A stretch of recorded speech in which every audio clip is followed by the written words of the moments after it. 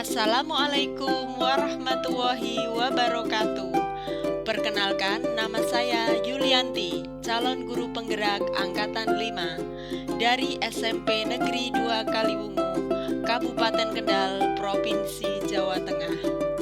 Pada kesempatan kali ini, saya akan menyampaikan koneksi antar materi, kesimpulan dan refleksi pemikiran Ki Hajar Dewantara, modul 1.1, tugas 1.1 A8. Pemikiran Ki Hajar Dewantara tentang pendidikan. Pendidikan adalah tempat persemaian benih-benih kebudayaan dalam masyarakat. Ki Hajar Dewantara memiliki keyakinan bahwa untuk menciptakan manusia Indonesia yang beradab, maka pendidikan menjadi salah satu kunci utama untuk mencapainya.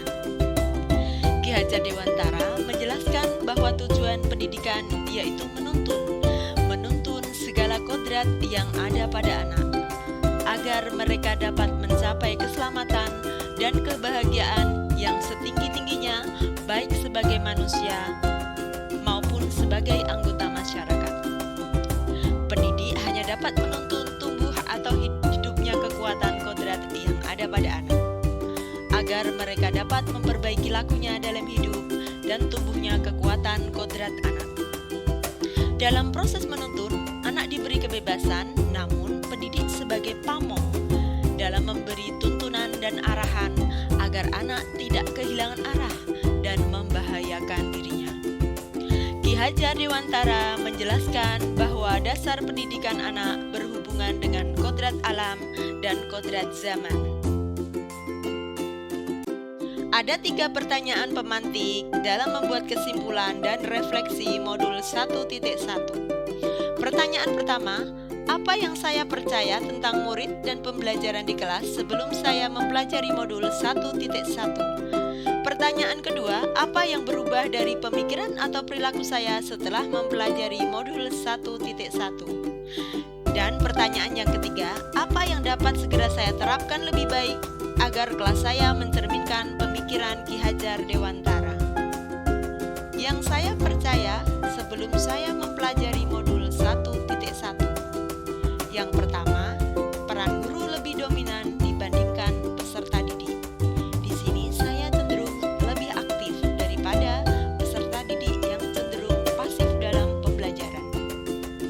Yang kedua, pembelajaran yang saya berikan hanya sebatas transfer ilmu dan saya tidak memperhatikan aspek-aspek yang lain.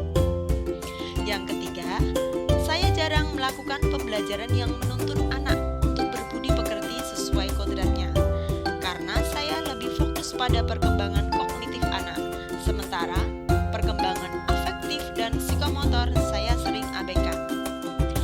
Yang keempat, saya merasa pembelajaran tidak berhasil ketika banyak anak yang tidak mencapai KKM.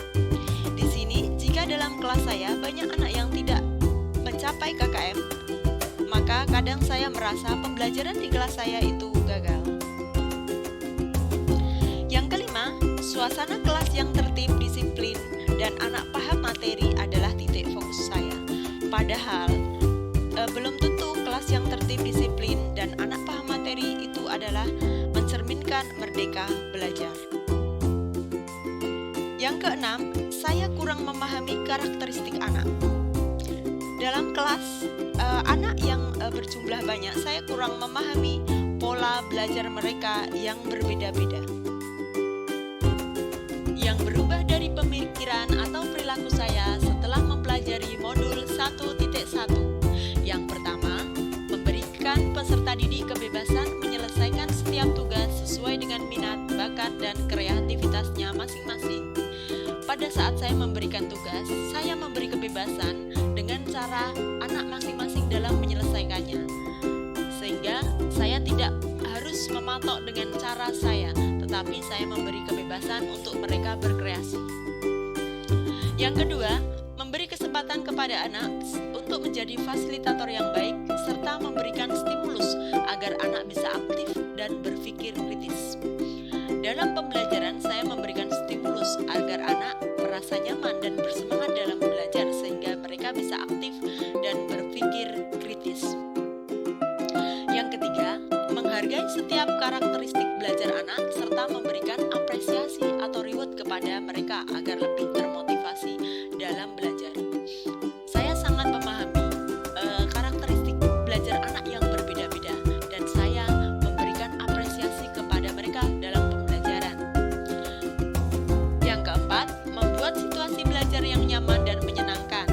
Pembelajaran dengan permainan sehingga tercipta pembelajaran yang memihak kepada anak. Dalam hal ini, dalam pembelajaran saya menyelipkan permainan agar pembelajaran lebih menarik dan menyenangkan, sehingga akan tercapai merdeka belajar. Yang kelima, guru bertugas untuk menuntun dalam pembelajaran, sehingga guru berperan sebagai pamong dan siswa diberi kebebasan untuk berkreasi menurut kodratnya. Kemudian yang keenam, dalam pembelajaran saya menyeimbangkan aspek kognitif, afektif, dan psikomotor. Di sini saya tidak hanya menebalkan aspek kognitif, tetapi saya juga mempertajam afektif dan psikomotor. Yang dapat segera saya terapkan di kelas, sehingga pembelajaran saya mencerminkan pemikiran Ki Hajar Dewantara.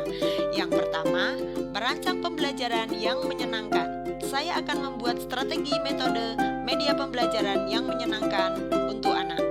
Yang kedua, menerapkan pembelajaran berbasis budaya kearifan lokal. Dalam pembelajaran, saya akan menyelipkan budaya kearifan lokal di daerah tempat saya, agar anak-anak memahami budaya lokal daerah setempat. Yang ketiga, menjadi fasilitator, motivator, sekaligus inspirasi bagi siswa. Itu yang akan saya lakukan untuk memotivasi anak biar bersemangat dalam belajar. Kemudian, menuntut siswa untuk berbudi pekerti dan berkarakter yang lebih baik dengan mengintegrasikan karakter pelajar profil Pancasila dalam pembelajaran.